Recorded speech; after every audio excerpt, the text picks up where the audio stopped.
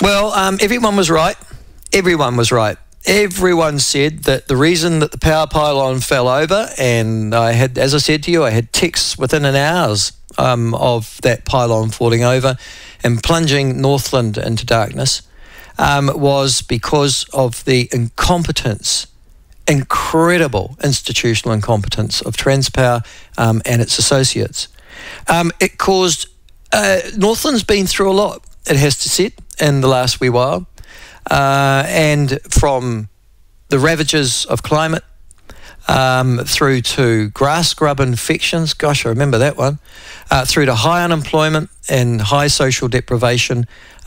Really, what happened was just sort of the final exclamation point last week given by a New Zealand-owned company. Joining us to talk about this and where to next is the Mayor of Whangarei, Vince Cocurullo. Vince, lovely to have you on. Thank you so much for joining us. Kia ora, Mike. You have been through a lot, haven't you? Yeah, our district and our region has actually been through a hell of a lot over the last 3 or 4 years. And so is the mood pessimistic, optimistic? Oh, well, we just have to deal with it, shrug shoulders. Well, I'll tell you, Wednesday last week when we told our business community that the Brinduans were opening on Wednesday at 11:59 p.m, there was shouts of joy. You know, everyone was so excited. Then Thursday happened. And it was just, oh my goodness, here we go again. So a lot of the businesses were right, what we can't deal with this anymore. And that's what was really great to have the minister come up on Friday. He was not happy. No, he was not. Now, you had a meeting on Friday. You were there. Obviously, the minister was, I even understand, a Green MP. Huhana Linden was there as well. Who else went to that meeting, Vince?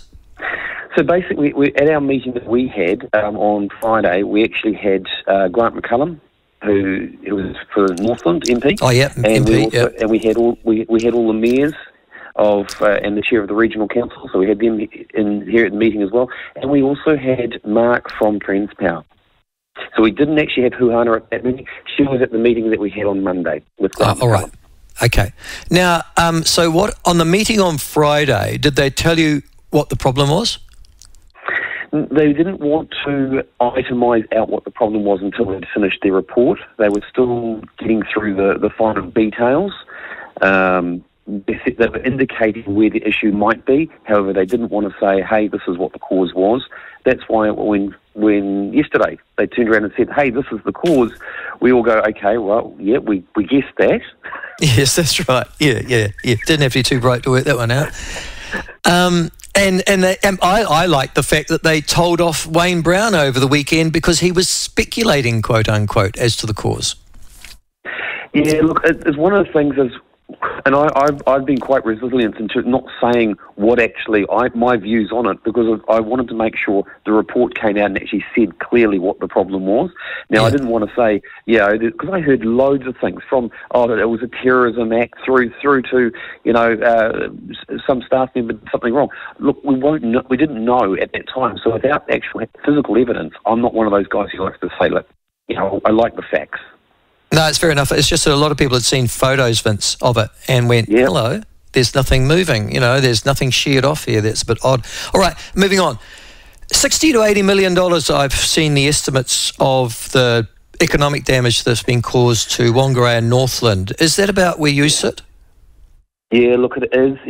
We got told yesterday by J&L, which is Education Limited in the far north, they lost 400 to 500,000 over the power cut. So that's just one major business. We've got Portland Cement, we've got Fonterra. All of these guys, these big business guys, have had to take a cut to try and allow for the rest of Northland to have power, which was an amazing thing by itself.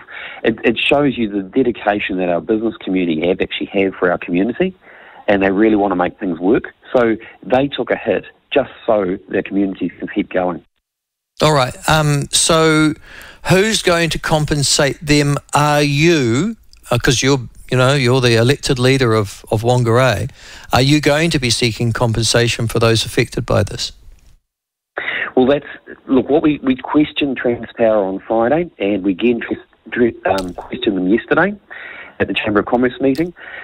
What they're encouraging people to do is either to A, go through their insurance company, or B, go directly to their power company, their power supplier, who will then come back to Transpower, rather than going directly straight to Transpower. So they are encouraging the businesses to actually go through the process. There are some people who didn't have any loss over the weekend or over the week. So there's no point for everyone to do it. So it needs to be those who can directly show that they had a loss, and this is what's caused the loss. They need to be going directly to their power company, and in return they'll be going to Transpower. Now, you would have been one of those affected, I imagine, you and your home, and the council in general, yeah? Yeah, well, look, I definitely was. One of the things with me, though, I live next to the hospital, so of course the hospital's one of the first that have got to be back up and running as fast as possible. So while everybody else, the further out you go from those emergency services, the slower it is to get back up online. Some of the businesses and some of the people, they suffered massively, as I said. And the great thing about it, I just keep coming back down to the fact that we had a Ngāwha power station in the far north, which managed to supply Northland while the power went out.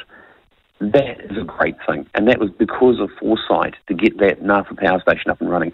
Now, there was other projects that were in the play. For example, the power bank planned to be put down at Marsden Point. Solar panels planned to be put up in Kaitaia area. If these were in play already, it would have again reduced the effect on everybody. Okay. Now, the mayor, the minister was upset. Simeon Brown, I think the Electricity Commission are going to do their own independent review into this. I'm sure it'll just come back to the same question. But what did Simeon Brown say, apart from, put his arms around you and said, sorry, mate, this is bad news? Look, he was, from my dealings with the ministers, he was not a happy man in relation to that because of the situation. He did not believe this was fair to Northland. He did not believe this was appropriate and for this to happen. And that's why he brought the Transpower guy up as well, so he could answer to the minister, to the mayors around, explain what actually happened and where to go from, who can accept compensation. Yeah. Now, this... Well, I was going to say potentially could happen again because incompetence is incompetence. You hope it won't. But do you have a backup next time, or are you looking for some sort of backup because you are clearly dependent upon just one line? Yeah, and this is why what we're trying to do is make sure the battery bank at Marsden Point's up in play, getting these other industries back up and running, and the resilience of Northlanders, doesn't matter what people say, Northland is very resilient, and at the moment they're tired because they've had to be so resilient. They need the boost up from central government and also from the other industries out there to actually come in and support them. I said to you before about the Brindlewins being open. This open for Matariki weekend, Northland is open.